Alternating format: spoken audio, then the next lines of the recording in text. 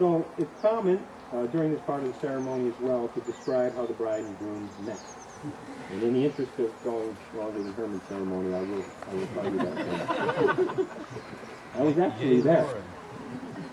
When they hooked up. And many of us were. And if you've looked at the website, and hopefully many of you haven't quoted some of the verses from the website, but there the fable Tale Lies, as told very wittily by Danielle. In fact, after I've read it several times and I've decided if medicine doesn't work out, you should definitely have a career in journalism. I talked to David as well about the development of the relationship to get his side of the story. And apart from a few key details that I'm unfortunately sworn to take to the grave, the most interesting remarks that he told me was that he had met you Danielle several times prior to what will be now known as the pizza party, and that he thought you were attractive and nice, but he said you never seemed to pay much attention to it. So it never went anywhere. So as the story goes, and again, many of us here today were there, this relationship started at a famous Regina pizza party at Lauren's apartment in Indianapolis.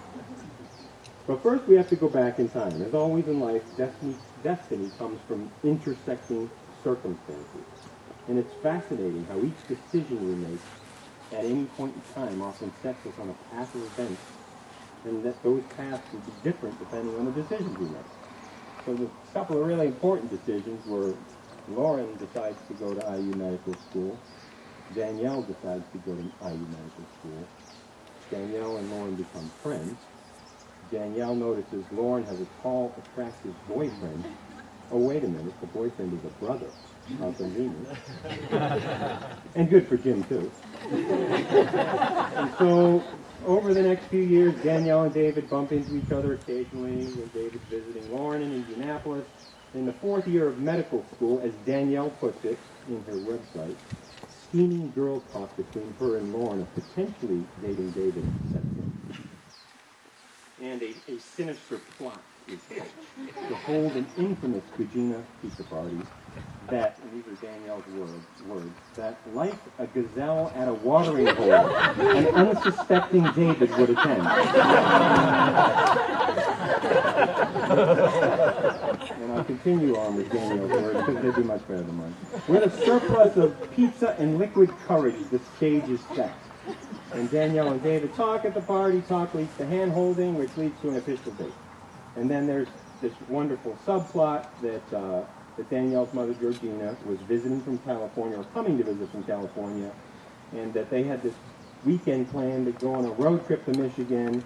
And instead, Danielle calls her and says, I'd like you to come to a Regina pizza party. He's like, oh, what? And so she gets on a bus from Chicago, comes down, comes to the party as well, because Georgina was there as well, and then gives up a dinner and a movie later on in the week so Danielle could go on her first date with David. So thank you, Georgina.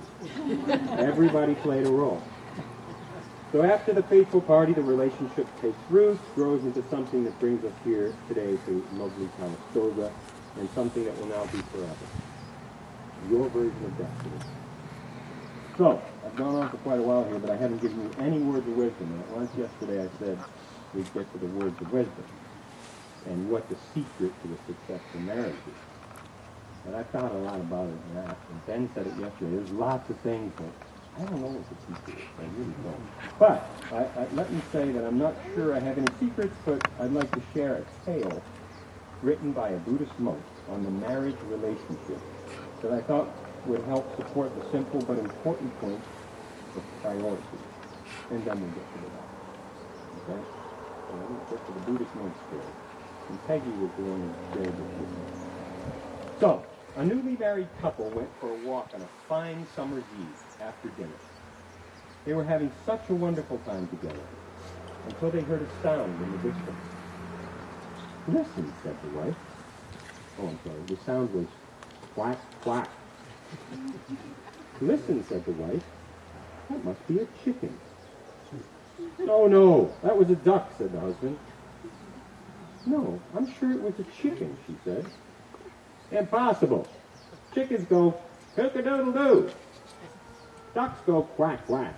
That was a duck, darling, he said, with the first signs of irritation. Quack, quack, it went again. See, it's a duck, he said. No, dear, that's a chicken. I'm positive, she asserted, dragging in her heels. Listen, wife, that is a duck, a D-U-C-K duck. Got it? He said angrily. But it's a chicken, she protested. It's a blooming duck, you! And it went quack, quack again before he said something he oughtn't. The wife was almost in tears. But it's a chicken.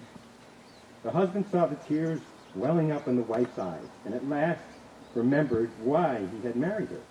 His face softened and he said gently, Sorry, darling. I think you must be right. That is a chicken. Thank you, darling, she said, and she squeezed his hand. Quack, quack came the sound through the woods as they continued their walk together in love. The point of the story that the husband finally awakened to was who cares whether it's a chicken or a duck. What was much more important was their harmony together, that they could enjoy their walk on such a fine summer's evening. How many marriages are broken over things that don't matter, like chickens and ducks? When we understand this story, we will remember our priorities. The marriage is more important than being right about whether it is a chicken or a duck. And how many times have we been absolutely certain, positively convinced we are right, only to find out we were wrong later? Who knows? It could have been a genetically modified chicken made to sound like a duck.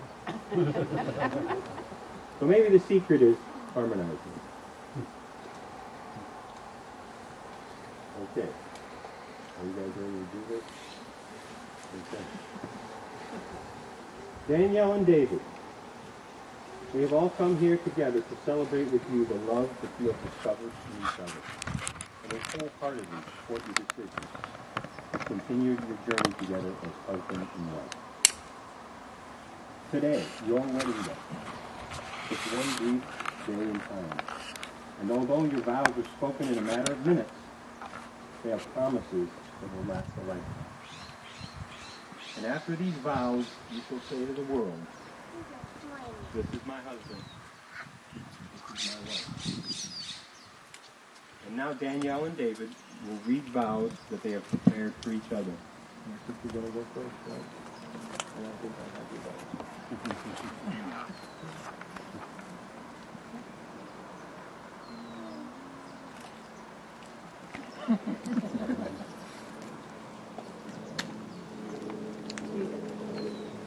You came highly recommended, and you did not disappoint. You are charming, fun, you are proud, level-headed, yet always cheerful and kind. You are opinionated, but open-minded and respectful. You get my help, or you potential. You make me feel safe, you reassure me, you make me laugh. I promise to always accept you as who you are, without reservation. I will stand by you through life's difficulties, and I will savor the moments of joy and success with you. I pledge my life and my love to you.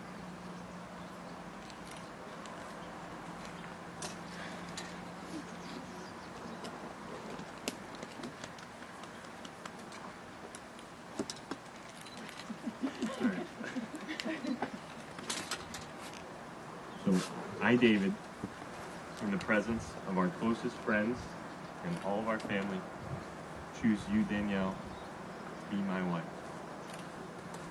To love you,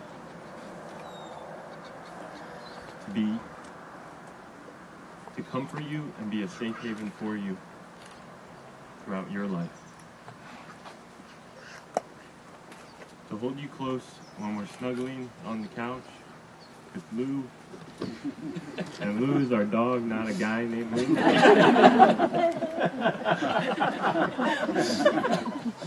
To listen deeply when you speak. And I know there are times I have to work on that. To uphold you with all of my strength, and to weigh the effects of the words that I speak and the things that I do. To never take you for granted, and to give thanks every day until I'm no longer on this earth for your presence in my life. I love you.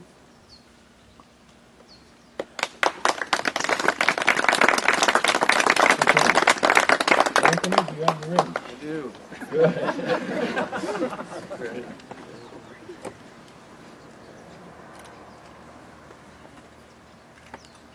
Okay.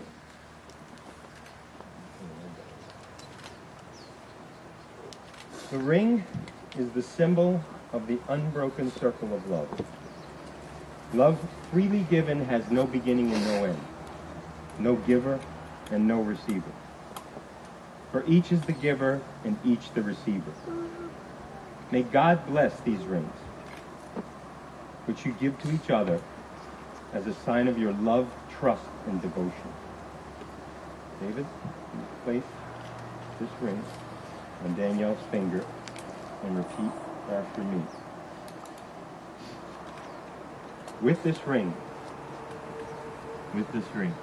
I give you my promise to honor you, I give you my promise to honor you, to be faithful to you, to be faithful to you, and to share my love and my life with you.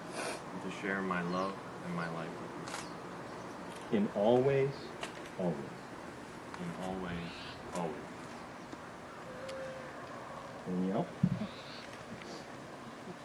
please place this ring on David's finger and repeat after me. With this ring, I give you my promise to honor you, to be faithful to you, and to share my love and my life with you. In all ways, always. Danielle and David, we wish you the courage to keep your loving hearts open to each other for the rest of your lives, and to cherish the precious love you share. May you continue to find delight in each other and in your being together. May your love forever nourish you and keep you strong. And now, by the power vested in me by the state of California, I pronounce you husband and wife. David, you may kiss your bride.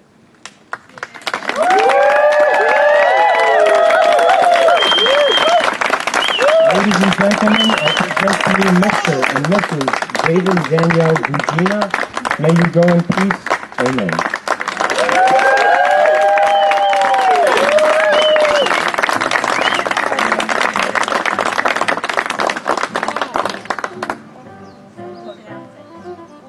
Everyone who's here, if you could turn around, just give us a big picture of everyone.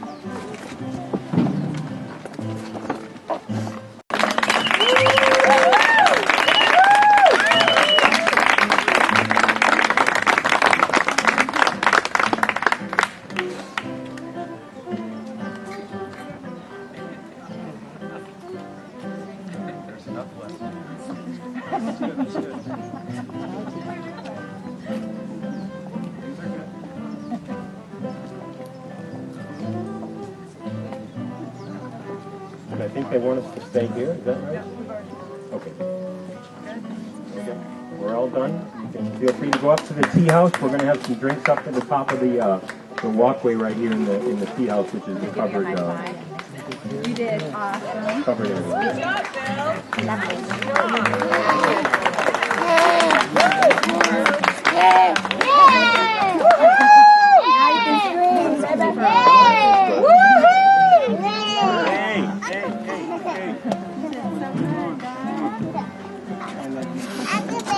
Yeah, baby.